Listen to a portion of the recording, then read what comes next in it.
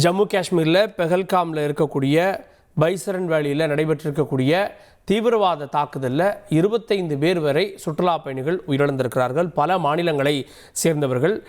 குறிப்பாக அவர்களுடைய பெயர்களை கேட்டு அவர்களை சுட்டு கொன்றிருக்கிறார்கள் அப்படின்ற தகவல்கள் கிடைக்கப்பெறுகிறது. தொடர்ந்து நம்முடைய மேஜர் மதன் இணைந்திருக்கிறார், ஓய்வு பெற்ற இராணுவ அதிகாரி. மேஜர் மதன், இந்த மாதிரியான சம்பவங்களுக்கு பிறகு இருக்கக்கூடிய, ஏன்னா சுடப்பட்டவங்க, உயிரிழந்தவங்க, காயமடைந்தவங்க எல்லாம் மதியத்திலிருந்து அப்புறம் அங்கேருந்து ஹாஸ்பிட்டலில் சேர்க்கப்பட்டிருக்காங்க. இதன் பிறகு இப்போ உள்துறை அமைச்சர் அங்கே போயிருக்காரு, என்ன நடக்கும்? இதற்கு ஒரு கடுமையான பதிலடியை இந்தியா கொடுத்து ஆக வேண்டிய கட்டாயம் இப்ப இருக்கு. இது எங்கிருந்து உருவாகி இருக்கின்றது எல்லாருக்குமே தெரியணும். கடந்த 10 நாட்கள்ல பாகிஸ்தான் ராணுவ தளபதியோட பேச்சு, அவங்களுடைய தீவிரவாத இயக்கமான லஷ்கர் இ தொய்பாவுடைய தலைவர் ஓப்பனா பேசினது, இந்துக்களை கொல்லணும்னு சொன்னது, இன்னைக்கு நடந்த சம்பவம் அப்படின்றது இது ஒரு தீவிரவாத தாக்கங்களா மட்டும் பார்க்க முடியாது.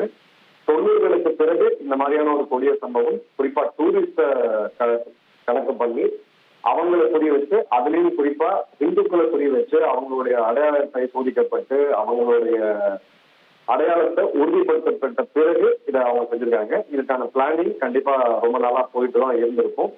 இதுக்கு இது ஒரு நார்மலா நடக்கக்கூடிய ஒரு தீவிரவாத தாக்குதல் அப்படின்ற மாதிரி இத கவர்மெண்ட் எடுத்தாங்க அப்படின்னா அது சரியா இருக்காது. ஸோ நிச்சயமா சர்ஜிக்கல் ஸ்ட்ரைக்கை விட கொஞ்சம் அதிகமான நடவடிக்கையை எதிர்பார்க்கலாம். என்ன நடக்கிறது பொறுத்து தான் பார்க்கணும். 2 நபர்கள் ஈடுபட்டதா சொல்றாங்க. முதல்ல இந்த பகுதியில் இருக்கக்கூடிய அவர்களை எப்படி ரவுண்ட் அப் பண்ணுவாங்க? ஏன்னா உடனடியாக ராணுவத்தினுடைய கட்டுப்பாட்டு கீழே இந்த பகுதி வந்துட்டு தான் தகவல். எப்படி அவங்கள எப்படி ஐடென்டிஃபை பண்ணுவாங்க? இல்ல, இந்த பகுதியில் நான் இருந்திருக்கேன், எனக்கு அந்த திரையில் என்னன்றது தெரியும். இப்ப நீங்க பார்த்த அந்த இடம் ஒரு பள்ளத்தாக்கு, ஒரு சமவெளி பள்ளத்தாக்கு. சுத்தி உங்களுக்கு பைன் ட்ரீஸ் சொல்லக்கூடிய அந்த மரம் சூழப்பட்ட காட்டு பகுதிகள் இருக்கும். அதை கணக்கு பண்ணி தான் அவங்க இந்த வேலையை தீவிரவாத செயலை செஞ்சு இந்த குடும்பத்தை செஞ்சுட்டு அதுக்கப்புறம் அவங்க காட்டுக்குள்ள போயிருக்காங்க. காட்டுக்குள்ள நிச்சயமா அதிகமான ஸ்ட்ரென்த் இருக்கும், தீவிரவாதிகளோட அதிகமான ஸ்ட்ரென்த் இருக்கும். நிச்சயமா அவங்களுக்கும் தெரியும் இப்ப ராணுவம் தங்களை தேடி வருவாங்க அப்படின்ட்டு. இப்போ ஒரு கணிசமான அளவுக்கு ஹெவியான ஒரு டிப்ளாய்மெண்ட்டை இந்திய ராணுவம் பண்ணியிருக்காங்க. பட் நைட்டு இந்த இருட்டு நேரத்துல அந்த பகுதிகளில் சர்ச் ஆபரேஷன் போறது ரொம்ப ஒரு ரிஸ்கியான ஒரு விஷயம். ஏன்னா அது ஒரு கடுமையான காட்டு பகுதி. 10 அடிக்கு மேல யார் எங்க இருக்கிறாங்கன்ற விஷயமும் யாருக்கும் தெரியாது. ராணுவத்தினர் இப்ப பாதுகாப்பாக தான் ஹேண்டில் பண்ணி ஆகணும். பட் இப்ப இருக்கக்கூடிய சூழ்நிலைக்கு அவங்களை தப்பிக்கவும் விட முடியாது. ஸோ டிபிக்கலா கார்டினல் சர்ச் ஆபரேஷன், கேசோ ஆபரேஷன் அப்படின்னு நம்ம சொல்லுவோம். அதுபடி இப்ப அந்த காட்டு பகுதிகள் மொத்தமும் சுற்றி வளைக்கப்பட்டு ஒரு கம்ப்ளீட்டா ஒரு ரிங், அதுல நம்ம வீரர்களை டிப்ளாய் பண்ணி அதன் பிறகு சர்ச் பண்ண ஆரம்பிப்பாங்க. எனக்கு கிடைக்கக்கூடிய தகவல் படி ட்ரோன்ஸ் உட்பட சேட்டலைட் இமேஜரி எல்லாத்தையுமே இப்போ அவங்க பண்ணிருக்காங்க. நிச்சயமா இந்த தீவிரவாதிகள் கொல்லப்படுவார்கள், அதுல மாற்றுகிறது கிடையாது. பட் இதனுடைய ஆணி வேர் அப்படின்றது பாகிஸ்தான்ல இருக்கு. அதை குறிவைத்துதான் நடவடிக்கை இருக்க வேண்டும். அது நீங்க உடனே பண்ணணும் அப்படின்ற அவசியம் கிடையாது. பட் நிச்சயமா இதற்கான பதிலடியை கொடுத்தாதான் இனிமே இந்த மாதிரியான சம்பவம் நடக்காம பார்த்துக்க முடியும். கடந்த 3 வருடங்கள்ல வரலாற்றிலே இல்லாத அளவுக்கு சுற்றுலா பயணிகள் அங்க போயிருக்காங்க. இப்ப நீங்க பார்க்கக்கூடிய பகுதி மினி சுவிட்சர்லாந்து நாங்க சொல்லுவோம் அந்த இடத்துல. அந்த அளவுக்கு ஒரு ரம்மியமான இது. இப்போ வரக்கூடிய காலங்கள்ல அந்த போகக்கூடிய சுற்றுலா பயணிகள் அவங்களுக்கு இருக்கக்கூடிய பயம் நிச்சயமா பெரிய அளவுக்கு ஒரு பொருளாதார பாதிப்பை ஜம்மு காஷ்மீருக்கு ஏற்படுத்தும். மீண்டும் அந்த மாநிலத்தை ஒரு 2 மாநிலமா கொண்டு போகணும் அப்படின்றதுதான் பாகிஸ்தானோட கணக்கு. ஸோ இப்போதைக்கு கார்டினல் சர்ச் ஆபரேஷன் நடந்துட்டு இருக்கு. ஒரு 24 மணி நேரத்துக்குள்ள தீவிரவாதிகள் கொல்லப்படுவாங்கன்றதுதான் என்னுடைய ஒரு கணிப்பு. ஓகே, இப்போ இதுக்கு அடுத்ததா இப்போ கோடை காலம், நிறைய பேர் ஆல்ரெடி புக் பண்ணியிருப்பாங்க, ஒரு அச்சம் இருக்கும்.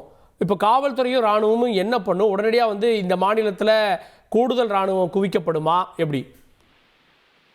இல்ல, நீங்க இப்ப ராணுவத்தில் கூடுதலா குவிச்சா கூட நீங்க 100% செக்யூரிட்டி ஜம்மு காஷ்மீர்ல நீங்க ஒரு எல்லையில இருக்கக்கூடிய அவ்வளவு பெரிய ஒரு கடினமான டெரெயின்ல இதை என்ஷோர் பண்ண முடியாது. இதனால் வரைக்கும் டூரிஸ்டுகளை அவங்க கை வைக்காம இருந்ததுக்கு காரணம் உள்ள இருக்கக்கூடிய மக்களுடைய பொருளாதாரம், அவங்களுடைய இது இருக்கு, உள்நாட்டுக்கு அங்க இருக்கக்கூடிய மக்களுடைய ஆதரவு இல்லாம இருக்கு.